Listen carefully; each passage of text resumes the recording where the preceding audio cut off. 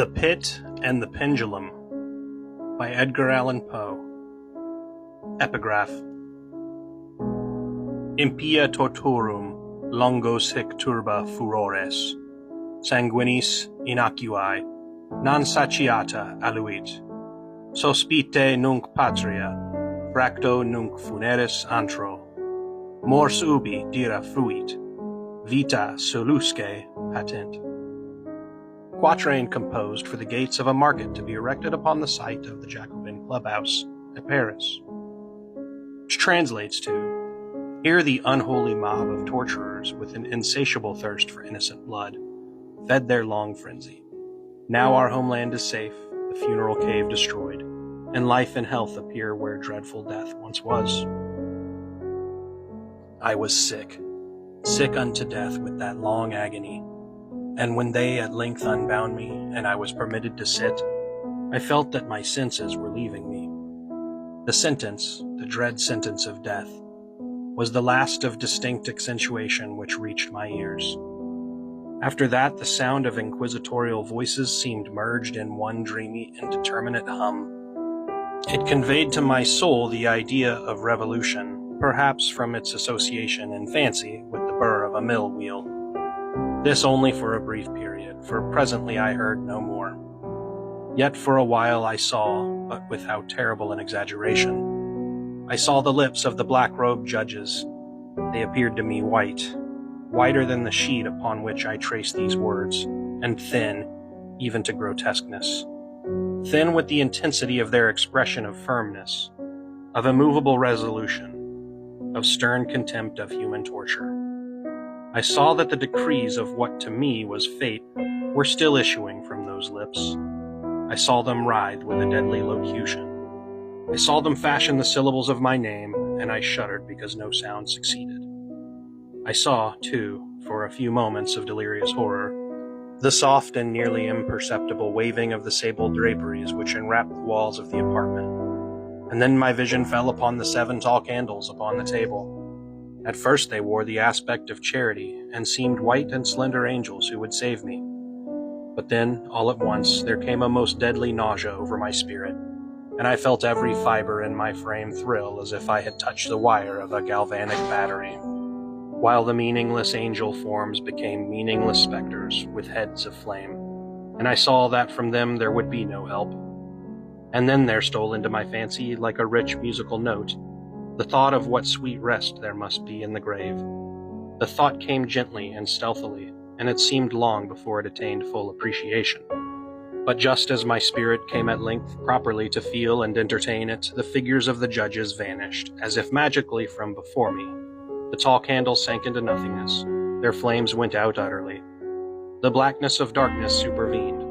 All sensations appeared swallowed up in a mad rushing descent as of the souls into Hades. Then silence and stillness. Night were the universe. I had swooned, but still will not say that all of consciousness was lost. What of it there remained I will not attempt to define or even to describe, yet all was not lost. In the deepest slumber? No. In delirium? No. In a swoon? No. In death? No. Even in the grave all is not lost, else there is no immortality for man. Arousing from the most profound of slumbers, we break the gossamer web of some dream. Yet in a second afterward, so frail may that web have been, we remember not that we have dreamed. In the return to life from the swoon, there are 2 stages. First, that of the sense of mental or spiritual. Secondly, that of the sense of physical existence. It seems probable that if, upon reaching the second stage, we could recall the impressions of the first, we should find these impressions eloquent in memories of the gulf beyond. And that gulf is what? How at least shall we distinguish its shadows from those of the tomb? But if the impressions of what I have termed the first stage are not, at will, recalled, yet after long interval do they not come unbidden, while we marvel whence they come? He who has never swooned is not he who finds strange palaces and wildly familiar faces in coals that glow. Is not he who beholds floating in mid-air the sad visions the many may not view. Is not he who ponders over the perfume of some novel flower. Is not he whose brain grows bewildered with the meaning of some musical cadence which has never before arrested his attention? Amid frequent and thoughtful endeavors to remember, amid earnest struggles to regather some token of the state of seeming nothingness into which my soul had lapsed, there have been moments when I have dreamed of success. There have been brief, very brief periods when I have conjured up remembrances which the lucid reason of a latter epoch assures me could have had reference only to that condition of seeming unconsciousness. These shadows of memory tell indistinctly of tall figures that lifted and bore me in silence down, still down, till a hideous dizziness oppressed me at the mere idea of the interminableness of the descent. They also tell of a vague horror at my heart on account of that heart's unnatural stillness. Then comes a sense of sudden motionless through all things, as if those who bore me, a ghastly train, had outrun in their descent the limits of the limitless, and paused from the wearisomeness of their toil. After this I call to mind flatness and dampness, and then all is madness. The madness of a memory which busies itself among forbidden things. The Pit and the Pendulum by Edgar Allan Poe. Part 2. Very suddenly there came back to my soul motion and sound, the tumultuous motion of the heart, and in my ears the sound of its beating. Then a pause in which all is blank. Then again sound and motion and touch, a tingling sensation pervading my frame. Then the mere consciousness of existence without thought, a condition which lasted long. Then very suddenly thought and shuddering terror, and earnest endeavor to comprehend my true state. Then a strong desire to lapse into insensibility. Then a rushing revival of soul and a successful effort to move. And now a full memory of the trial, of the judges, of the sable draperies, of the sentence, of the sickness, of the swoon. Then entire forgetfulness of all that followed, of all that a latter day and much earnestness of endeavor have enabled me vaguely to recall. So far, I had not opened my eyes. I felt that I lay upon my back unbound. I reached out my hand and it fell heavily upon something damp and hard. There I suffered it to remain for many minutes while I strove to imagine where and what I could be. I longed yet dared not to employ my vision. I dreamed the first glance at objects around me. It was not that I feared to look upon things horrible, but that I grew aghast lest there should be nothing to see. At length, with a wild desperation at heart, I quickly unclosed my eyes. My worst thoughts then were confirmed. The blackness of eternal night encompassed me. I struggled for breath. The intensity of the darkness seemed to oppress and stifle me. The atmosphere was intolerably close. I still lay quietly and made effort to exercise my reason. I brought to mind the inquisitorial proceedings and attempted from that point to deduce my real condition. Sentence had passed, and it appeared to me that a very long interval of time had since elapsed. Yet not for a moment did I suppose myself actually dead. Such a supposition, notwithstanding what we read in fiction, is altogether inconsistent with real existence. But where and in what state was I? The condemned to death, I knew, perished usually at the auto da fe, and one of these had been held on the very night of the day of my trial. Had I been remanded to my dungeon to await the next sacrifice, which would not take place for many months? This I at once saw could not be. Victims had been in immediate demand. Moreover, my dungeon, as well as all the condemned cells at Toledo, had stone floors, and light was not altogether excluded. A fearful idea now suddenly drove the blood in torrents upon my heart, and for a brief period I once more relapsed into insensibility. Upon recovering, I at once started to my feet, trembling convulsively in every fiber. I thrust my arms wildly above and around me in all directions. I felt nothing, yet dreaded to move a step, lest I should be impeded by the walls of a tomb. Perspiration burst from every pore and stood in cold big beads upon my forehead. The agony of suspense grew at length intolerable, and I cautiously moved forward, with my arms extended and my eyes straining from their sockets. in the hope of catching some faint ray of light. I proceeded for many paces, but still all was blackness and vacancy. I breathed more freely. It seemed evident that mine was not, at least, the most hideous of fates. And now, as I still continued to step cautiously onward, there came thronging upon my recollection 1,000 vague rumors of the horrors of Toledo.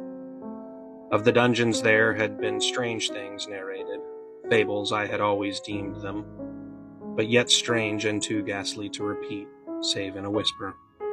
Was I left to perish of starvation in this subterranean world of darkness? Or what fate perhaps even more fearful awaited me? That the result would be death, and a death of more than customary bitterness, I knew too well the character of my judges to doubt. The mode and the hour were all that occupied or distracted me. My outstretched hands at length encountered some solid obstruction. It was a wall, seemingly of stone masonry, very smooth, slimy, and cold. I followed it up, stepping with all the careful distrust with which certain antique narratives had inspired me.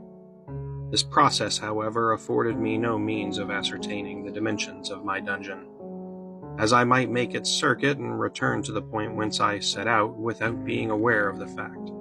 So perfectly uniform seemed the wall. I therefore sought the knife which had been in my pocket when led into the inquisitorial chamber, but it was gone. My clothes had been exchanged for a wrapper of coarse serge. I had thought of forcing the blade in some minute crevice of the masonry, so as to identify my point of departure. The difficulty, nevertheless, was but trivial, although in the disorder of my fancy it seemed at first insuperable. I tore a part of the hem from the robe and placed the fragment at full length and at right angles to the wall. In groping my way around the prison, I could not fail to encounter this rag upon completing the circuit. So at least I thought. But I had not counted upon the extent of the dungeon, or upon my own weakness. The ground was moist and slippery. I staggered onward for some time when I stumbled and fell. My excessive fatigue induced me to remain prostrate, and sleep soon overtook me as I lay.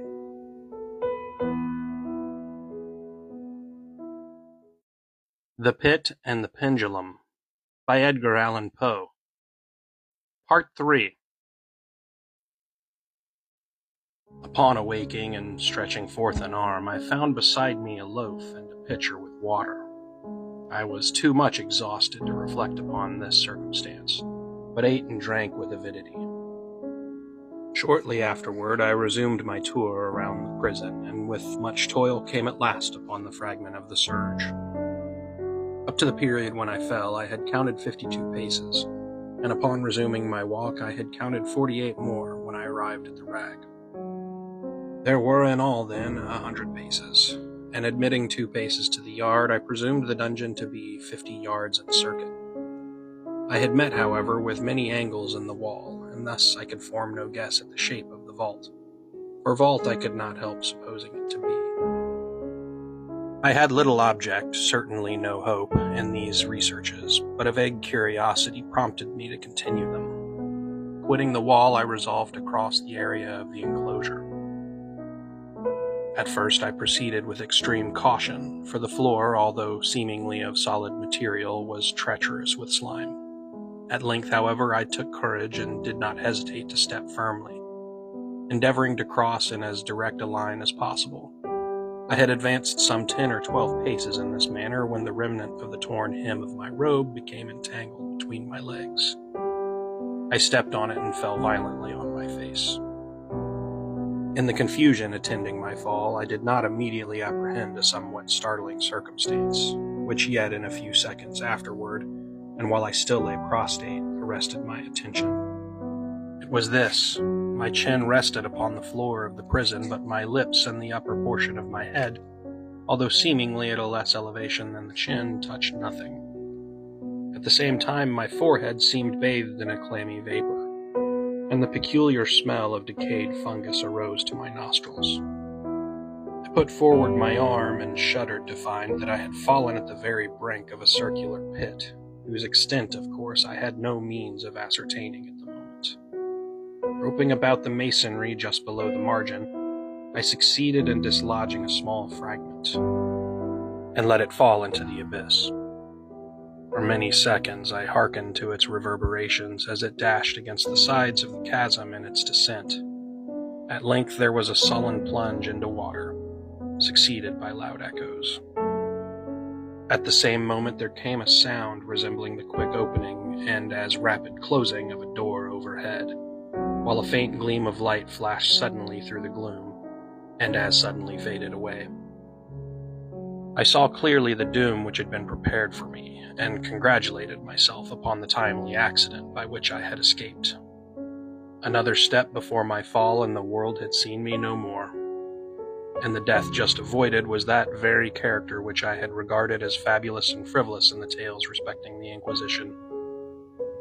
To the victims of its tyranny, there was the choice of death with its direst physical agonies, or death with its most hideous moral horrors. I had been reserved for the latter. By long suffering, my nerves had been unstrung, until I trembled at the sound of my own voice, and had become in every respect a fitting subject for the species of torture which awaited me. Shaking in every limb, I groped my way back to the wall, resolving there to perish rather than risk the terrors of the wells, of which my imagination now pictured many in various positions about the dungeon. In other conditions of mind, I might have had courage to end my misery at once by a plunge into one of these abysses, but now I was the veriest of cowards. Neither could I forget what I had read of these pits, that the sudden extinction of life formed no part of their most horrible plan. Agitation of spirit kept me awake for many long hours, but at length I again slumbered. Upon arousing, I found by my side, as before, a loaf and a pitcher of water. A burning thirst consumed me, and I emptied the vessel at a draught. It must have been drugged, for scarcely had I drunk before I became irresistibly drowsy. A deep sleep fell upon me, a sleep like that of death. How long it lasted, of course, I know not, but when once again I unclosed my eyes, the objects around me were visible by a wild sulphurous luster, the origin of which I could not at first determine. I was enabled to see the extent and aspect of the prison. In its size I had been greatly mistaken. The whole circuit of its walls did not exceed 25 yards. For some minutes this fact occasioned me a world of vain trouble. Vain indeed, for what could be of less importance under the terrible circumstances which environed me than the mere dimensions of my dungeon. But my soul took a wild interest in trifles, and I busied myself in endeavors to account for the error I had committed in my measurement. The truth at length flashed upon me. In my first attempt at exploration, I had counted 52 paces. Up to the period when I fell, I must then have been within a pace or two of the fragment of serge. In fact, I had nearly performed the circuit of the vault. I then slept, and upon awakening, I must have returned upon my steps, thus supposing the circuit nearly double what it actually was. My confusion of mind prevented me from observing that I began my tour with the wall to the left, and ended it with the wall to the right. I had been deceived, too, in respect to the shape of the enclosure. In feeling my way, I had found many angles, and thus deduced an idea of great irregularity, so potent is the effect of total darkness upon one arousing from lethargy or sleep. The angles were simply those of a few slight depressions or niches at odd intervals. The general shape of the prison was square. What I had taken for masonry seemed now to be iron, or some other metal, in huge plates, whose sutures or joints occasioned the depression. The entire surface of this metallic enclosure was rudely daubed in all the hideous and repulsive devices to which the charnel superstition of the monks had given rise. The figures of fiends and aspects of menace, with skeleton forms, and other more really fearful images, overspread and disfigured the walls. I observed that the outlines of these monstrosities were sufficiently distinct, but that the colors seemed faded and blurred, as if from the effects of a damp atmosphere. I now noticed the floor, too, which was of stone. In the center yawned the circular pit from whose jaws I had escaped, but it was the only one in the dungeon. All this I saw indistinctly and by much effort, for my personal condition had been greatly changed during slumber. I now lay upon my back and at full length on a species of low framework of wood. To this I was securely bound by a long strap resembling a surcingle. It passed in many convolutions about my limbs and body, leaving at liberty only my head, and my left arm to such extent that I could, by dint of much exertion, supply myself with food from an earthen dish which lay by my side on the floor. I saw to my horror that the pitcher had been removed. I say to my horror, for I was consumed with intolerable thirst. This thirst it appeared to be the design of my persecutors to stimulate, for the food in the dish was meat pungently seasoned. Looking upward, I surveyed the ceiling of my prison. It was some 30 or 40 feet overhead and constructed much as the side walls. In one of its panels, a very singular figure riveted my whole attention. It was the painted figure of Time, as he is commonly represented, save that, in lieu of a scythe, he held what, at casual glance, I supposed to be the pictured image of a huge pendulum, such as we see on antique clocks. There was something, however, in the appearance of this machine which caused me to regard it more attentively. While I gazed directly upward at it, for its position was immediately over my own, I fancied that I saw it in motion. In an instant afterward the fancy was confirmed. Its sweep was brief and of course slow. I watched it for some minutes, somewhat in fear, but more in wonder.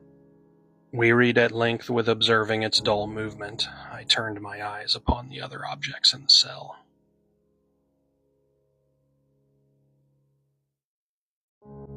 The Pit and the Pendulum by Edgar Allan Poe. Part 4. A slight noise attracted my notice, and, looking to the floor, I saw several enormous rats traversing it. They had issued from the well, which lay just within view to my right. Even then, while I gazed, they came up in troops, hurriedly, with ravenous eyes, allured by the scent of the meat. From this it required much effort and attention to scare them away. It might have been half an hour, perhaps even an hour, for I could take but imperfect note of time, before I again cast my eyes upward. What I saw then confounded and amazed me. The sweep of the pendulum had increased in extent by nearly a yard. As a natural consequence, its velocity was also much greater. But what mainly disturbed me was the idea that it had perceptibly descended. I now observed, with what horror it is needless to say, that its nether extremity was formed of a crescent of glittering steel, about a foot in length from horn to horn, the horns upward and the under edge evidently as keen as that of a razor. Like a razor also, it seemed massy and heavy, tapering from the edge into a solid and broad structure above. It was appended to a weighty rod of brass, and the whole hissed as it swung through the air. I could no longer doubt the doom prepared for me by monkish ingenuity and torture. My cognizance of the pit had become known to the inquisitorial agents, the pit whose horrors had been destined for so bold a recusant as myself, the pit typical of hell, and regarded by rumor as the ultima thule of all their punishments. Plunge into this pit I had avoided by the merest of accidents. I knew that surprise, or entrapment into torment, formed an important portion of all the grotesquerie of these dungeon deaths. Having failed to fall, it was no part of the demon plan to hurl me into the abyss, and thus, there being no alternative, a different and a milder destruction awaited me. Milder. I half smiled in agony as I thought of such application of such a term. What boots it to tell of the long, long hours of horror, more than mortal, during which I counted the rushing vibrations of the steel, inch by inch, line by line, with a descent only appreciable at intervals that seemed ages. Down and still down it came. Days passed. It might have been that of many days past, ere it swept so closely over me as to fan me with its acrid breath. The odor of sharp steel forced itself into my nostrils. I prayed. I wearied heaven with my prayer for its more speedy descent. I grew frantically mad and struggled to force myself upward against the sweep of the fearful scimitar. And then I fell suddenly calm and lay smiling at the glittering death as a child at some rare bauble. There was another interval of utter insensibility. It was brief, for upon again lapsing into life, there had been no perceptible descent in the pendulum. But it might have been long, for I knew there were demons who took note of my swoon, and who could have arrested the vibration at pleasure. Upon my recovery, too, I felt inexpressibly sick and weak, as if through long inanition. Even amid the agonies of that period, the human nature craved food. With painful effort, I outstretched my left arm as far as my bonds permitted, and took possession of the small remnant which had been spared me by the rats. As I put a portion of it within my lips, there rushed to my mind a half-formed thought of joy, of hope. Yet what business had I with hope? It was, as I say, a half-formed thought. Man has many such which are never completed. I felt that it was of joy, of hope, but felt also that it had perished in its formation. In vain I struggled to perfect, to regain it. Long suffering had nearly annihilated all my ordinary powers of mind. I was an imbecile, an idiot. The vibration of the pendulum was at right angles to my length. I saw that the crescent was designed to cross the region of the heart. It would fray the serge of my robe, it would return and repeat its operations again and again. Notwithstanding its terrifically wide sweep, some 30 feet or more, and the hissing vigor of its descent sufficient to sunder these very walls of iron, still the fraying of my robe would be all that for several minutes it would accomplish. And at this thought I paused. I dared not go farther than this reflection. I dwelt upon it with a pertinacity of attention, as if in so dwelling I could arrest here the descent of the steel. I forced myself to ponder upon the sound of the crescent as it should pass across the garment, upon the peculiar thrilling sensation which the friction of cloth produces on the nerves. I pondered upon all of this frivolity until my teeth were on edge. Down, steadily down it crept. I took a frenzied pleasure in contrasting its downward with its lateral velocity. To the right, to the left, far and wide, with the shriek of a damned spirit, to my heart with the stealthy pace of the tiger. I alternately laughed and howled as the one or the other idea grew predominant. Down, certainly, restlessly down. It vibrated within 3 inches of my bosom. I struggled violently, furiously to free my left arm. This was free only from the elbow to the hand. I could reach the latter from the bladder beside me to my mouth with great effort, but no farther. Could I have broken the fastenings above the elbow, I would have seized and attempted to arrest the pendulum. I might as well have attempted to arrest an avalanche. Down, still unceasingly, still inevitably down. I gasped and struggled at each vibration. I shrunk convulsively at its every sweep. My eyes followed its outward or upward whirls with the eagerness of the most unmeaning despair. They closed themselves spasmodically at the descent, although death would have been a relief. Oh, how unspeakable. Still I quivered in every nerve to think how slight a sinking of the machinery would precipitate that keen, listening axe upon my bosom. It was hope that prompted the nerve to quiver, the frame to shrink. It was hope, the hope that triumphs on the rack, that whispers to the death condemned even in the dungeons of the Inquisition. I saw that some 10 or 12 vibrations would bring the steel in actual contact with my robe, and with this observation there suddenly came over my spirit all the keen, collected calmness of despair. For the first time during many hours, or perhaps days, I thought. It now occurred to me that the bandage, or surcingle, which enveloped me was unique. I was tied by no separate cord. The first stroke of the razor-like crescent athwart any portion of the band would so detach it that it might be unwound from my person by means of my left hand. But how fearful, in that case, the proximity of the steel. The result of the slightest struggle, how deadly. Was it likely, moreover, that the minions of the torturer had not foreseen and provided for this possibility? Was it probable that the bandage crossed my bosom in the track of the pendulum? Dreading to find my faint and, as it seemed, my last hope frustrated, I so far elevated my head as to obtain a distinct view of my breast.